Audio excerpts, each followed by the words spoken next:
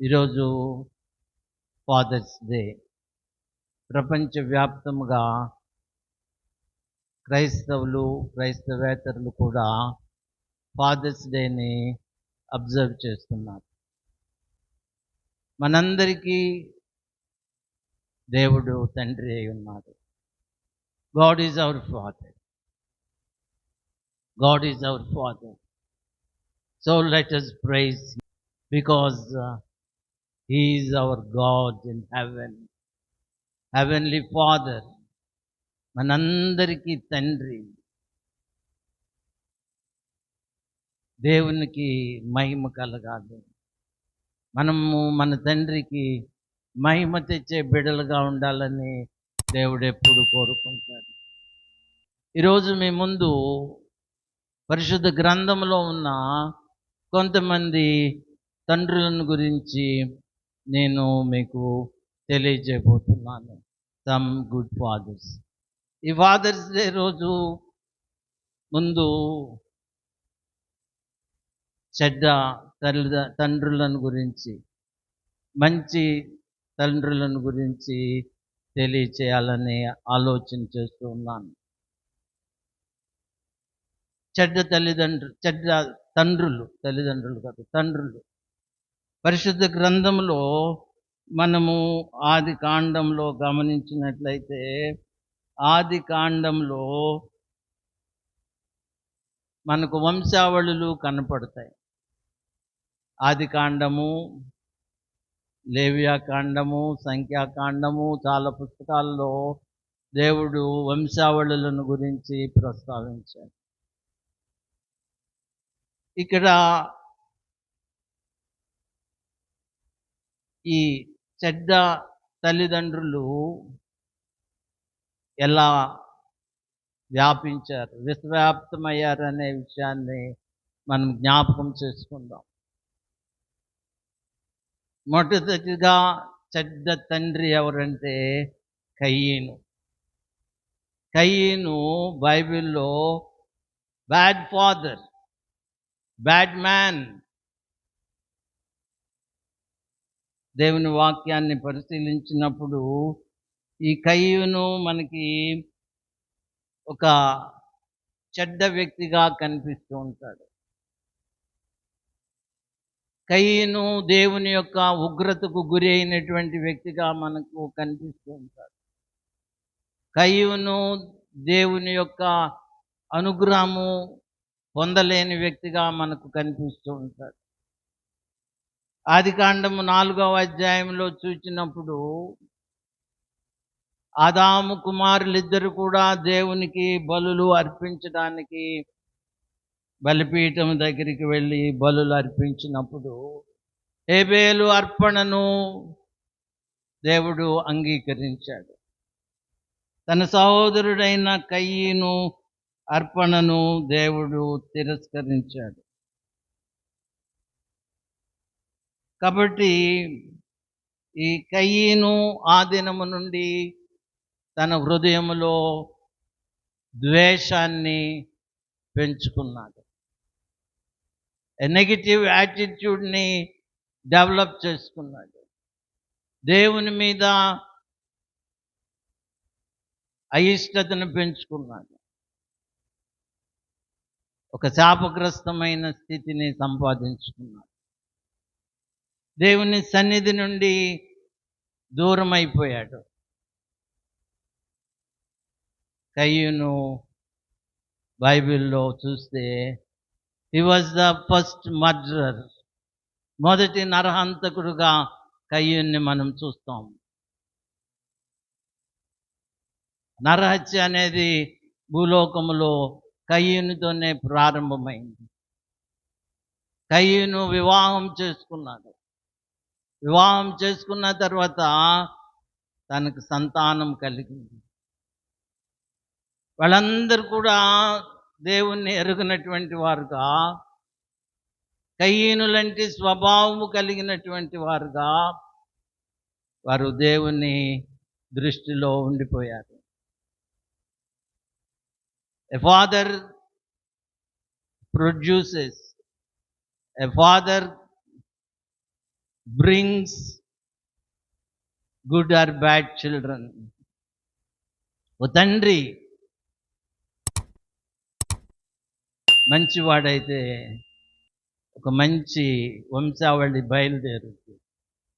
ఇక్కడ కయ్యూను చెడ్డవాడైనందున కయ్యూను వంశావళి దేవునికి ఇష్టముగా లేదు, దేవుని మార్గంలో లేదు. కయ్యూను దేవునికి విరోధముగా జీవించాడు. ఆయన బిడ్డలు కూడా దేవునికి అంగీకారమైన బిడ్డలుగా లేరు. వాళ్ళందరూ కూడా ఆ అసత్య మార్గంలోనే జీవించారు. Because of కయీన్. కయీను చెడుతనము వలన ఆ కయీను వంశమంతా కూడా పరిశుద్ధ గ్రంథంలో చెడిపోయిన జాతిగా మనం చూస్తూ ఉన్నాం. మనం బైబిల్ చదివితే ఇది చారిత్రక సత్యముగా మనకు అర్థమవుతుంది. ఆది కాండంలో వ్రాయబడింది, కయీను సంతానమంతా కూడా దేవునికి విరోధముగా, దేవునికి ఇష్టమైన వారుగా వారు జీవించలేదు. ఎందుకంటే కయ్యను చేసిన పాపము ఆ వంశావళిని అంటుకొని వెళ్ళింది. కాబట్టి తల్లిదండ్రులు చెడ్డవారైనప్పుడు అది వారితోనే ఆగిపోదు. Must be careful in this point. నీ పాపము నీతోనే ఆగిపోదు, అది నీ బిడల బిడల బిడల బిడలకు అది సంతరించుతుంది, అది వంశావళిగా మారిపోతుంది. కాబట్టి every father must be a good father. మంచి తండ్రి అయితే మంచి వంశావళి ఏర్పడుతుంది. చెడ్డవాళ్ళమైతే చెడ్డ వంశావళికి మనము అంకురార్పణ చేసిన వాళ్ళముగా ఉంటాం. కయ్యను వంశావళి చెడ్డదిగా మనం చూస్తున్నాం. ఎందుకంటే కయ్యను బట్టి, కయ్యను తండ్రిగా ఉన్నందున ఒక రేస్ అంతా కూడా కర్సడ్ రేస్గా మారిపోయింది. ఆ తర్వాత ఆదాముకి అవ్వమ్మకి ఒక కుమారుడు పుట్టాడు. ఆ కుమారుడి పేరు సేతు. ఆది కాండం 4వ అధ్యాయము 22లో చూస్తే, ఆదాము 25-26లో చూస్తే, ఆదాము మరలా తన భార్యను కూడినప్పుడు ఆమె కుమారుని కని కయ్యను చంపిన ఏబేలునకు ప్రతిగా దేవుడు నాకు మరి యొక్క సంతానమును నియమించననుకొని అతనికి షేతు అని పేరు పెట్టెను. మరియు షేతునకు కూడా కుమారుడు పుట్టెను, అతనికి ఏనోషను పేరు పెట్టెను. అప్పుడు యెహోవా నామమున ప్రార్థన చేయుట ప్రారంభమైనది. This is the godly race. దేవునికి అనుకూలమైన జనాంగము బయలుదేరింది. వింటున్నారా? కయ్యూను జనాంగము దేవునికి ఆయాసకరమైన జనాంగముగా లోకములో విస్తరించింది. దానికి మూల పురుషుడు కయ్యూను. అయితే దేవుడు ఆదాము అవ్వలకు మరి ఒక కుమారుడిని ఇచ్చారు. ఆదాము అవ్వలు దేవుని సన్నిధిలో నుండి దూరం చేయబడినప్పటికీ దేవుణ్ణి వారు విసర్జించలేదు. ఆదాము అవ్వలు దేవుణ్ణి విడిచిపెట్టలేదు. వారు దేవుణ్ణి హత్తుకునే ఉన్నట్టుగా మనం ఈ వాక్యాన్ని బట్టి చూస్తాం. ఏం చేతనంటే ఇక్కడ మాట్లాడుతుంది, అవ్వ మాట్లాడుతుంది, దేవుడు నాకు మరి ఒక సంతానము నియమించననుకొని అతనికి హేతు అను పేరు పెట్టెను. ఆమె కుమారుని కని ఏమంటుందంటే, దేవుడు నాకు మరి యొక్క సంతానము నియమించెనని అనుకొని అతనికి షేతు అను పేరు పెట్టెను. కాబట్టి దేవునికి కృతజ్ఞతాస్తుతులు తెలియచేస్తుంది. దేవుని చేత అనుగ్రహించబడిన బిడ్డగా ఆమె దేవునికి వందనాలు తెలియచేస్తుంది. ఈ షేతు సంతానము నుండి హానోకు, ఎనోషును వారు పొందుకోగలిగారు. షేతుకు ఎనోషు అనే కుమారుడున్నాడు. అతను ప్రార్థనాపరుడు. హల్లెలూయా. ఎనోషు ఎవరు? ప్రార్థనాపరుడు. అప్పటి నుండి దేవునికి ప్రార్థన చేయటం మొదలుపెట్టింది. ఎందుకని? తన తండ్రి ప్రార్థనాపరుడు. ఎనోషుకు ఆ భక్తి ఎక్కడి నుంచి వచ్చింది? షేతు నుండి వచ్చింది. షేతు భక్తిపరుడు కాబట్టి, ప్రార్థనాపరుడు కాబట్టి, దేవుని యందు ఆ గుణలక్షణాలు కలవాడు కాబట్టి, ఆ గుణలక్షణాలు ఎవరిలో బయలుదేరిని? కుమారుడైన షేతు కుమారుడు కూడా దేవుణ్ణి ప్రార్థించడం మొదలుపెట్టాడు. From there begins the godly race. 2 వంశావళులు ఇక్కడ ప్రారంభమైనవి. We have to understand it. The evil race and the good race. The evil race and the godly race. దుష్ట సంతానము, దేవుని సంతానము. సాతాను కుమారులు, దేవుని కుమారులు. కయ్యూను కుమారులందరూ కూడా సాతాను కుమారులుగా ఎంచబడుతున్నారు. ఎందుకంటే they were cursed race. కానీ షేతు నుండి వచ్చిన వారందరూ కూడా దేవుని బిడ్డలుగా, దేవుని వంశావళిలో మనం చూస్తున్నాం. ఈ షేతు నుండి వచ్చిన వారు దేవునిని ప్రార్థిస్తూ వచ్చినటువంటి వారు. ఈ షేతు నుండి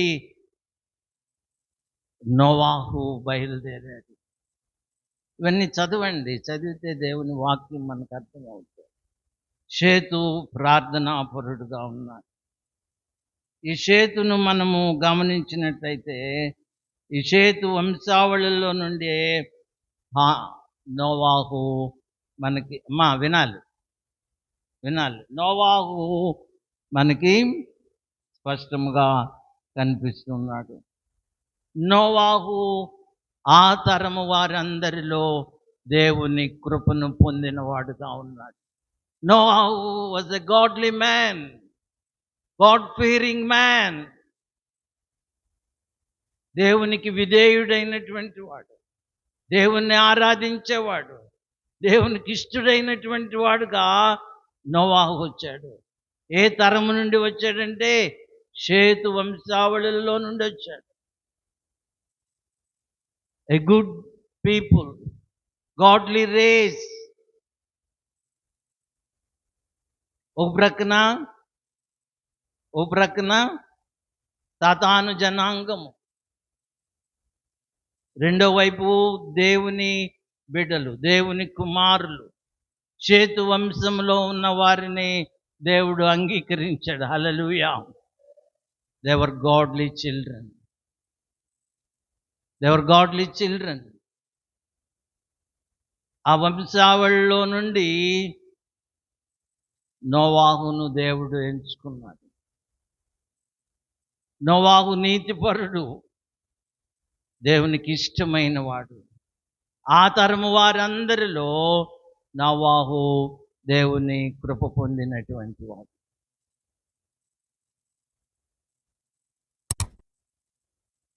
ఇంకా 3వ రేస్ ఒకటి బయలుదేరింది అక్కడే, మిక్స్డ్ రేస్. అదేంటంటే మిశ్రిత జనాంగం. ఈ శాపగ్రస్తుల కుమార్తెలను ఈ దేవుని కుమారులు వివాహాలు చేసుకున్నారు.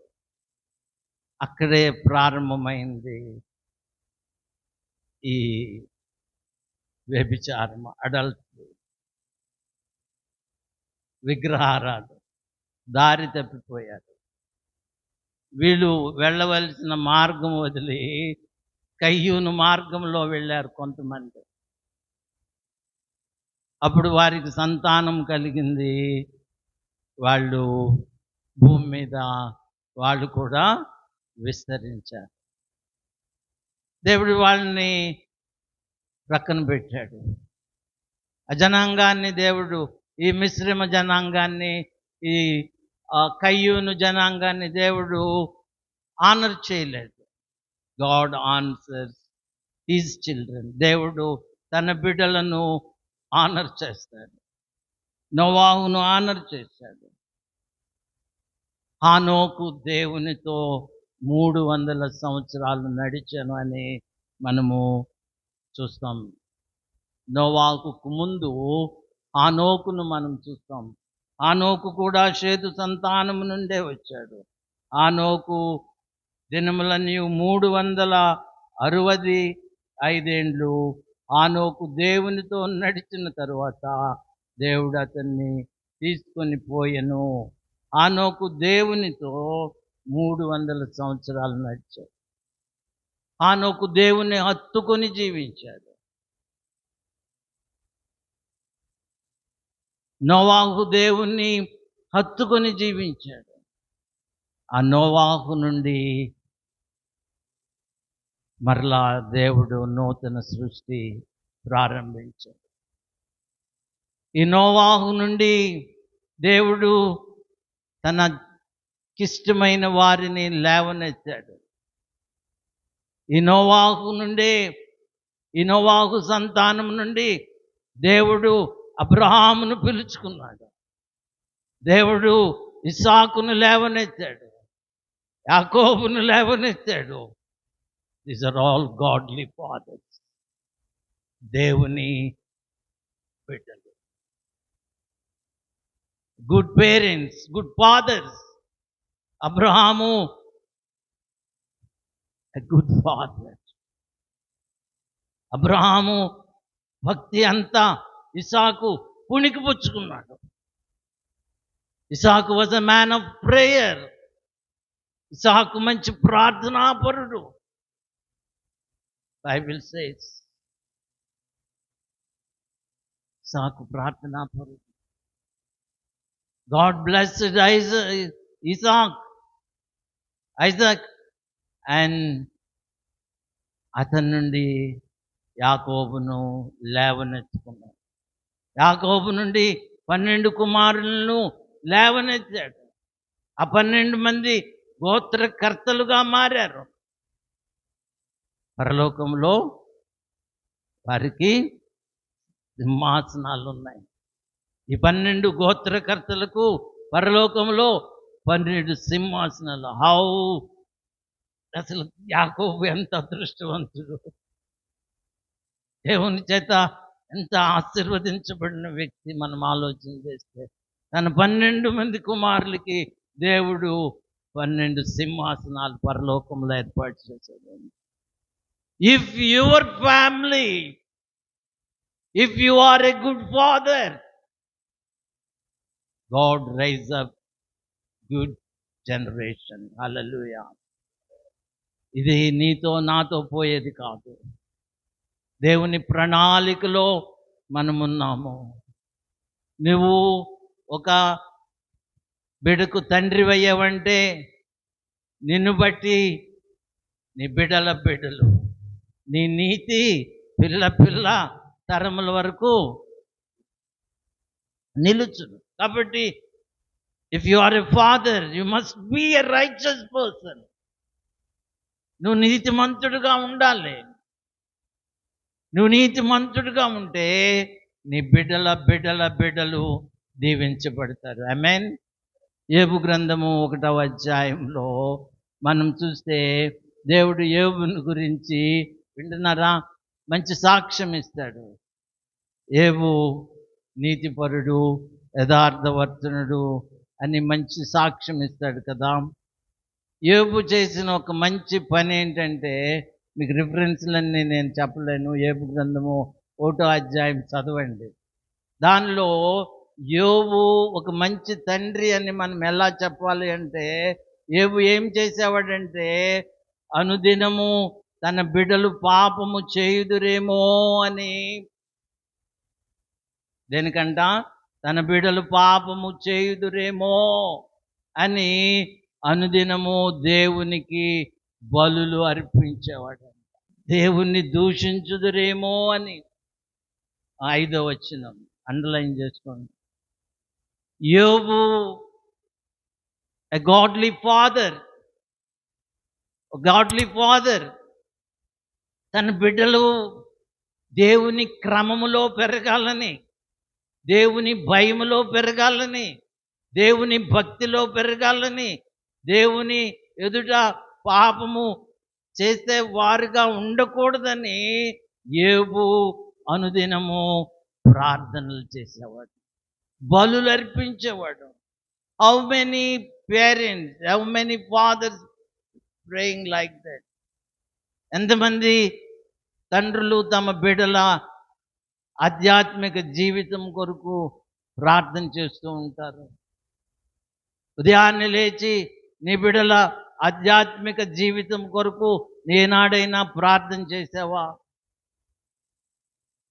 నీ బిడ్డలు దేవుని భయములోను, దేవుని భక్తిలోను పరిశుద్ధముగా జీవించి, దేవుని కృపలో నా బిడ్డలు ఎదగాలి, దేవుని చేత ఆశీర్వదించబడాలి, దేవుని చేత వర్ధిల్ల చేయబడాలి అని దేవునికి నీవు ప్రార్థన చేసావా ఎప్పుడైనా? నీ బిడ్డల ఎడల దేవునికి ఎప్పుడైనా మొరపెట్టుకున్నావా? దేవా, నా బిడ్డలను నీ భయములో, నీ భక్తిలో, నీ పరిశుద్ధతలో పెంచు ప్రభువా అని. నో. చాలామంది తల్లిదండ్రులు అనుభవం లేని వారుగా ఉంటున్నారని మనం అర్థం చేసుకోవచ్చు. దేవుని భయము నేర్పించే తల్లిదండ్రులు ఈ తరంలో చాలా కొదువైపోయారు. కాబట్టి నీవు దేవుని విడువైతే, నువ్వు దేవుని చేత ఏర్పాటు చేయబడిన తండ్రివైతే, నీ బాధ్యత నీ బిడ్డల ఆధ్యాత్మిక జీవితం గురించి బాధ్యత తీసుకోవాలి. నువ్వు ప్రార్థన చేస్తే నీ బిడ్డలు నిన్ను చూసి ప్రార్థన చేస్తారు.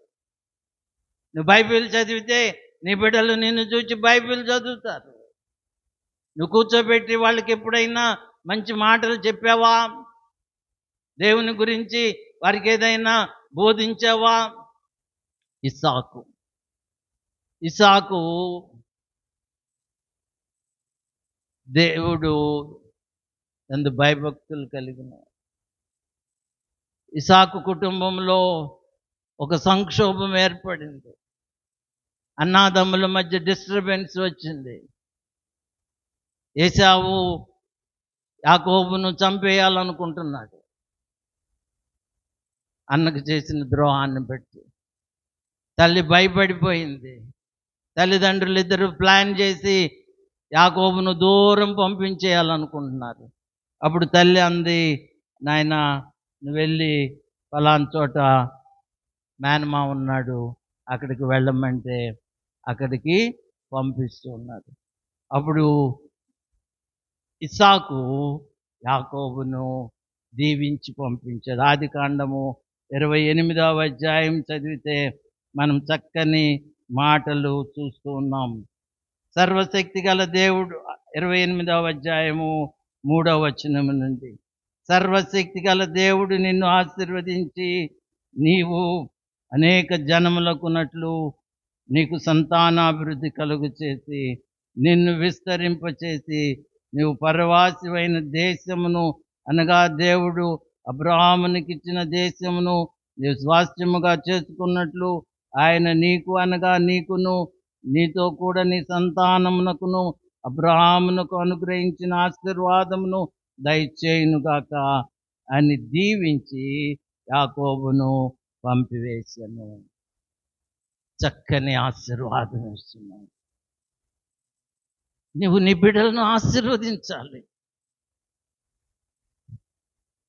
నువ్వు నీ బిడ్డలను ఆశీర్వదించే తండ్రిగా నువ్వు ఉండాలి. ఎప్పుడైనా ప్రార్థన చేసి నీ బిడ్డలు నువ్వు ఎప్పుడైనా ఆశీర్వదించావా? అనుభవం మనకు లేదు, ఉండదు. యాకోబు ఎందుకు ఆశీర్వదించబడ్డాడంటే తండ్రి దీవెనలను పొందుకున్నాడు. హి was blessed by his father. తండ్రి చేత దీవించబడ్డాడు. తండ్రి అయిన ఇస్సాకు శ్రేష్టమైన దీవెనలు ఇచ్చాడు. తండ్రి బిడ్డలను దీవించే ఆత్మీయ తండ్రిగా ఉండాలి. బిడ్డలకు తల్లిదండ్రుల దీవెనలు అవసరం. నీలోనే దేవుని గుణలక్షణాలు లేకపోతే నీ బిడ్డల్లో దేవుని గుణలక్షణాలు ఉండవు. నీ బిడ్డలు ఆశీర్వదించబడాలంటే ముందుగా నీవు దేవుని చేత ఆశీర్వాదము నొందిన వాడుగా ఉండాలి. ఇస్సాకు దేవుని ఆశీర్వాదం పొందాడు. తన ఆశీర్వాదాలను యాకోబుకి ఇచ్చాడు. ఆశీర్వాదం నిలిచి ఉంది. యాకోబు తన 12 మంది కుమారులను దీవించడమే కాదు, తన మనవళ్ళను కూడా దీవించాడు. యోసేపు యాకోబు అవసాన కాలంలో ఆయన గ్రుడ్డితనం వచ్చినప్పుడు యోసేపు ఇంకా తన తండ్రి మరణానికి ముందు అక్కడికి తీసుకువెళ్ళి తండ్రి దగ్గర పెట్టినప్పుడు యాకోబు యోసేపు కుమారులను దీవిస్తాడు. నీ సంతానమే కాదు, నీ సంతానము నీ చేత దీవించబడాలి. కాబట్టి మనము దేవుని చేత ఆశీర్వదించబడిన తండ్రిగా ఉండాలి. దేవుని చేత దీవించబడిన తండ్రిగా ఉండాలి. మన దీవెనలు మన బిడ్డలకు వెళ్ళేటట్టుగా ఉండాలి. If you are a godly father, god will bless your children and children. దేవుడు నిన్ను నీ బిడ్డలను దీవిస్తాడు. కాబట్టి ఈ మధ్యాహ్న సమయంలో దేవుడు మన మీద ఎన్నో ఆశలు పెట్టుకున్నాడు. నువ్వు ఒక మంచి తండ్రిగా ఉండాలని, నీ నుండి ఒక మంచి వంశము ఏర్పడాలని దేవుని యొక్క దయా సంకల్పమైనది. If you a bad father, if you are a bad father, your children may become bad children. No doubt. నీ లక్షణాలే నీ పిల్లలకి వస్తే ఆ లక్షణాలు ఇంకొకరికి వస్తాయి. కాబట్టి నువ్వు నీ చెడ్డతనాన్నంతా నీతో పోనిచ్చట్లేదు, కానీ తరతరాల వరకు దాన్ని కొనసాగింప చేసేవాడుగా ఉంటావు. కాబట్టి we must be careful.